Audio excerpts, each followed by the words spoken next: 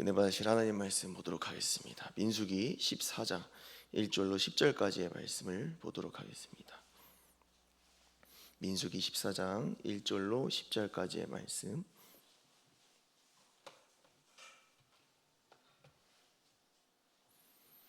민수기 14장 1절로 10절까지의 말씀 함께 합독하도록 하겠습니다. 함께 읽습니다. 시작. 온 회중이 소리를 높여 부르짖으며 백성이 밤새도록 통곡하였더라. 이스라엘 자손이 다 모세와 아론을 원망하며 온 회중이 그들에게 이르되 우리가 애굽 땅에서 죽었거나 이 광야에서 죽었으면 좋았을 것을 어찌하여 여호와가 우리를 그 땅으로 인도하여 칼에 쓰러지게 하려 하는가? 우리 처자가 사로잡히리니 애굽으로 돌아가는 것이 낫지 아니하랴. 이에 서로 말하되 우리가 한 지휘관을 세우고 애굽으로 돌아가자 하매 모세와 아론이 이스라엘 자손의 온 회중 앞에서 엎드린지라. 그 땅을 정탐한 자 중 눈의 아들 여호수아와 여분네의 아들 갈렙이 자기들의 옷을 찢고 이스라엘 자손의 온 회중에게 말하여 이르되 우리가 두루다니며 정탐한 땅은 심히 아름다운 땅이라. 여호와께서 우리를 기뻐하시면 우리를 그 땅으로 인도하여 들이시고 그 땅을 우리에게 주시리라. 이는 과연 젖과 꿀이 흐르는 땅이니라. 다만 여호와를 거역하지는 말라. 또 그 땅 백성을 두려워하지 말라. 그들은 우리의 먹이라. 그들의 보호자는 그들에게서 떠났고 여호와는 우리와 함께 하시느니라. 그들을 두려워하지 말라 하나 온 회중이 그들을 돌로 치려 하는데 그때 여호와의 영광이 회망에서 이스라엘 모든 자손에게 나타나시니라. 아멘. 할렐루야. 민수기 14장의 말씀을 중심으로 기도로 영적 고도를 높여라, 기도로 영적 고도를 높여라 라는 제목으로 말씀을 나누고자 합니다. 이스라엘 백성은 이제 하나님께서 준비하신 가나안 땅을 향해서 본격적으로 나아가기 시작합니다. 13장에서는 가나안 땅을 정탐하고 보고하는 내용이 등장하는데요, 여호수아와 갈렙만 긍정적인 보고를 하고 나머지 10개 지파 사람들은 모두 부정적인 말로 이스라엘 백성의 마음을 흔들었습니다.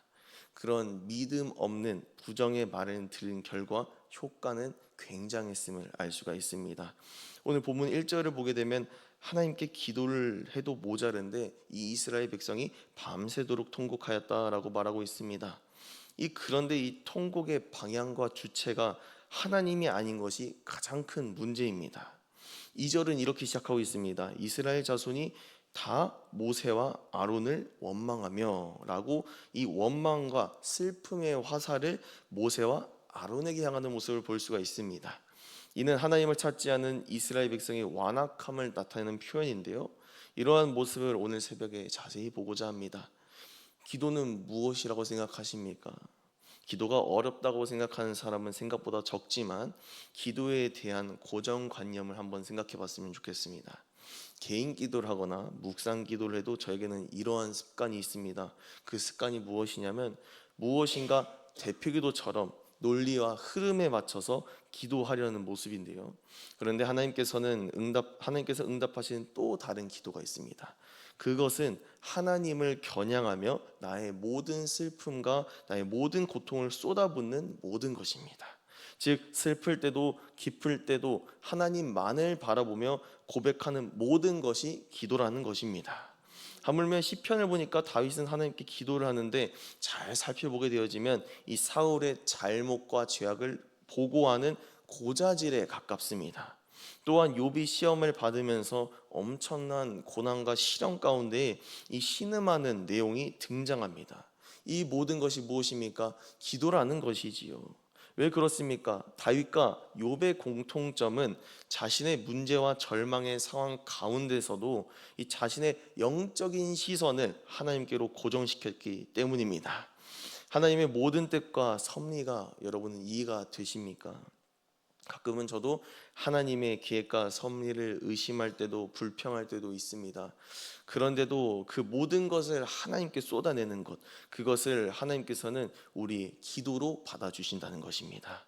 그런데 오늘 본문에 등장하는 이 이스라엘 백성의 모습을 보니까 기도하는 거리가 먼 행동을 하고 있습니다.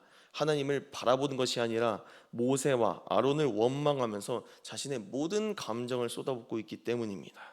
오늘 말씀을 통하여서 우리에게 주는 교훈이 무엇입니까? 다른 것은 무너질지라도 우리는 기도라는 기둥이 절대로 무너져서는 안 된다는 것입니다. 반드시 우리는 기도해야 한다는 것입니다. 이 기도하는 삶이 되지 않으니까 어떠한 모습이 순차적으로 보여집니까? 3절 한번 보도록 하겠습니다. 오늘 본문 말씀 3절 함께 합독합니다. 시작. 어찌하여 여호와가 우리를 그 땅으로 인도하여 칼에 쓰러지게 하려 하는가? 우리 처자가 사로잡히리니 애굽으로 돌아가는 것이 낫지 아니하랴. 아멘. 기도한 것도 모자른 상황에서 하나님을 대적하는 내용이 나오게 됩니다. 결국 이스라엘 백성은 비난의 화살을 모세와 아론 향해서 쏘는 것 같지만 하나님을 향해 거침없이 쐈음을 알 수가 있습니다. 오늘 본문뿐만 아니라 창세기 3장 12절에서도 동일한 내용이 나타나게 되는데 한번 말씀을 보겠습니다. 창세기 3장 12절 합독합니다. 시작. 아담이 이르되 하나님이 주셔서 나와 함께 있게 하신 여자 그가 그 나무 열매를 내게 주므로 내가 먹었나이다. 아멘. 아담과 하와가 하나님께서 먹지 말라고 하신 이 선악을 알게 하는 나무의 실과를 먹고 하나님께 변명을 하게 되어지죠. 처음에 하와는 유혹한 뱀을 탓하고 아담은 하와를 탓했습니다. 그런데 아담이 하는 그 변명을 잘 들어보게 되면 이 하와를 탓하는 것을 넘어서서 하나님을 문제 삼는 부분을 볼 수가 있습니다. 하나님이 내게 주셔서라는 말에 집중해야 합니다. 결국 이 아담은 하와를 만드신 하나님 때문에 선악과를 먹었다는 결론으로 아담은 창조주 하나님에게 도전하는 모습을 보이게 된다는 것이지요. 말씀을 계속해서 살펴보면 이 사람이라고 하는 존재는 정말 이기적이고 나약한 존재라는 것을 너무나도 자세히 설명하고 있습니다. 그렇기에 우리는 무엇이 필요합니까? 하나님의 도우심과 이끄심이 필요하다는 것입니다. 우리는 또한 그 도움을 의지하기 위하여서 받기 위하여서 기도로 살아내야 한다는 것입니다. 오늘 기도의 분량을 얼마나 채워야 하는지는 우리 성령님께서 알려주십니다. 어느 순간 기도를 하게 되면 내 속의 심령이 성령의 은혜로 가득 차는 것을 감동으로 느낄 때가 있습니다. 즉 하루에 몇 시간을 기도하는 것이 중요한 것이 아니라 우리의 삶에서 하나님의 뜻과 섭리에 순종하는지가 더 중요하다는 것입니다. 사랑하는 여러분, 기도를 숙제와 의무로 여기지 마시고 나의 생명과 같이 여기는 기도의 사람이 되시기를 축복합니다. 기도할 때에 나의 관심과 피난처가 하나님이심을 기억하고 깨달을 수 있습니다. 기도하는 자만이 나의 문제를 나의 능력으로 초월할 수 있다는 것입니다. 다시 본문으로 돌아와서 여호수아 갈렙은 어떤 사람이었느냐? 기도의 사람이었습니다. 자신의 상황과 환경으로 하나님을 바라보고 이해하는 것이 아니라 하나님께서 그들에게 주신 언약을 붙들고 끝까지 나아가고자 했습니다. 그렇게 나머지 10개의 지파 사람들과 여호수아 갈렙은 영적으로 확연한 수준의 차이를 보여준 것이지요.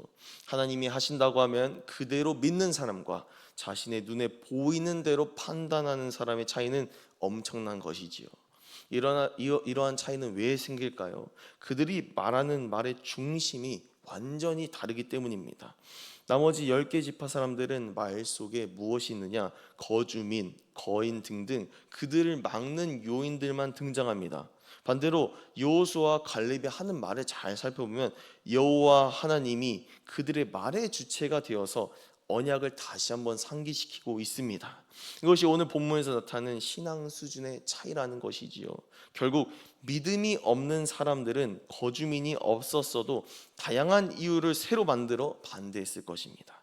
나중에 가나안 땅을 점령하고 다른 나라가 쳐들어오면 어떡하나, 또는 가나안 땅을 가다가 물을 못 찾으면 어떻게 될까라고 걱정하면서 하나님의 인도하심을 신뢰하지 않았을 것입니다. 반대로 여호수아와 갈렙의 눈앞에 거인을 넘어서서 불병거가 그들을 가로막을지라도 여호와 하나님을 신뢰하며 끝까지 믿음으로 나아갔을 것입니다. 이러한 신앙의 수준의 차이를 결정하는 것은 결국 우리의 시선입니다. 여호수아와 갈렙은 이미 무엇을 바라보고 있습니까? 가나안 땅을 정복한 그 상황을 바라보고 전제하고 선포하고 있습니다. 오늘 7절과 8절 말씀 한번 선포하면서 읽어보도록 하겠습니다. 함께 선포합니다. 시작. 이스라엘 자손의 온 회중에게 말하여 이르되 우리가 두루 다니며 정탐한 땅은 심히 아름다운 땅이라. 여호와께서 우리를 기뻐하시면 우리를 그 땅으로 인도하여 들이시고 그 땅을 우리에게 주시리라. 이는 과연 젖과 꿀이 흐르는 땅이니라. 아멘. 지금 내 옆에서 꿈깨라고 믿음으로 되는 일이 아니라고 수십만 명이 여호수아와 갈렙에게 세상에 말을 할지라도 가나안 땅에 대한 선포를 계속했던 이유는 그들의 영적인 고도가 상당히 올라섰기 때문입니다. 대표적인 예로 이 독수리라는 동물을 예로 들어보자 합니다. 이 독수리는 일반적으로 평균 3,000m에서 4,000m를 비행합니다. 가장 높이 나는 독수리가 얼마나 나는지 찾아보니까 이 흰등 독수리라고 하는 이 독수리는 약 11km까지 올라가는데 이 높이가 민항기가 다니는 높이라고 합니다. 이것이 독수리가 조류 중에서 가장 강한 이유입니다. 평균적으로 500m에서 1500m 높이에서 날아야 지상에 먹잇감이 보인다고 합니다. 이를 위하여서 높은 고도에서 먹잇감을 잡고 목표를 잡는 순간 최소 120km의 속도로 하강하여 그 목표물을 잡아 낚아챕니다.